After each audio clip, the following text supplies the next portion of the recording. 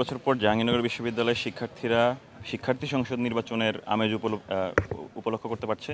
এটি আসলে শিক্ষার্থীদের জন্য একটি ঐতিহাসিক মুহূর্ত।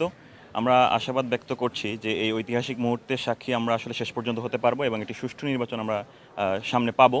এবং এই যেই নির্বাচনী আমেজের পরিস্থিতি, সেই আমেজ পরিস্থিতিতে সবাই আসলে স্বতঃস্ফূর্তভাবে অংশ নিচ্ছে। এখানে কোনো সকল দল মত নির্বিশেষে সবাই আসলে এই নির্বাচনকে এমন একটি নির্বাচন হিসেবে দেখতে চায় যে এই নির্বাচনে আসলে সবার মতের প্রাধান্য থাকবে এবং এই জাহাঙ্গীরনগরের যে একটা সাংস্কৃতিক পরিবেশ রয়েছে, সেই সাংস্কৃতিক পরিবেশের মাধ্যমে, সৌহার্দ্যপূর্ণ পরিবেশের মাধ্যমে সবাই আসলে একসাথে এই জাহাঙ্গীরনগরকে সারা দেশ বাংলাদেশের জন্য প্রতিনিধিত্ব করার একটি ভালো জায়গা রাখবে বলে মনে করি। জাহাঙ্গীরনগর বিশ্ববিদ্যালয়ের ইউনিকনেসের জায়গাটা মেইনলি তার প্রকৃতি।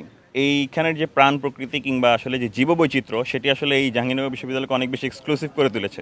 তো সেই এক্সক্লুসিভিটির জায়গাটা ধরে রাখার জন্য আসলে শিক্ষার্থী সংসদ নির্বাচন যখন গঠিত হবে, তারা অনেক বেশি ভূমিকা রাখার জায়গা পাবে। আমরা দেখতে পাচ্ছি এই জায়গায় যখন ফ্যাসিজম কায়েম করতে চায় যারা আসলে অবাধে বিভিন্ন প্রাণ প্রকৃতির ধ্বংস ও মাস্টার প্ল্যান বিরোধী কাজ করে, তারা আসলে নিজেদের ভোগবাদী মানসিকতার বহিঃপ্রকাশ ঘটাতে চান আসলে এই প্রাণ প্রকৃতির উপর। সেই জায়গা থেকে আমরা শিক্ষার্থী সংসদ নির্বাচনের জায়গা থেকে আরও বলিষ্ঠ ভূমিকা রাখতে পারবো বলে আমরা বিশ্বাস করি এবং সেই জায়গাটার জন্য আমরা অনেক বেশি পজিটিভ, ইতিবাচক এবং সেই জায়গাগুলো থেকে আমরা শিক্ষার্থীদেরকে সাথে নিয়ে এই ক্যাম্পাসের প্রাণ প্রকৃতিকে একটি অন্য ডাইমেনশনে নিয়ে যাওয়ার জন্য চেষ্টা করবো সর্বোচ্চ। যে বিশ্ববিদ্যালয়ের যেই নৈতিক যে অধিকার আদায়ের যে আন্দোলনগুলো, সেই আন্দোলনগুলোতে স্বতঃস্ফূর্তভাবে অংশগ্রহণ করেছি। 2019 সাল থেকে এদেশের এই জাহাঙ্গীরনগর বিশ্ববিদ্যালয়ের দুর্নীতি বিরোধী আন্দোলন, ধর্ষণ বিরোধী আন্দোলন, নিপীড়নের বিরুদ্ধে আন্দোলন, সকল আন্দোলনে আমি স্বতঃস্ফূর্তভাবে অংশগ্রহণ করেছি এবং আমি আমার এই জায়গায় সেই কমিটেডটা রাখতে চাই যে আমরা আসলে যেই সবার মতের প্রতি যে ব্যক্তি স্বাধীনতার যেই চর্চা এবং সবার মতের প্রতি যে শ্রদ্ধাশীল হওয়া, সেই শ্রদ্ধাশীল হওয়াটাই আসলে আমাদেরকে যে কোনো প্রকার নির্যাতন, নিপীড়নের জায়গা এবং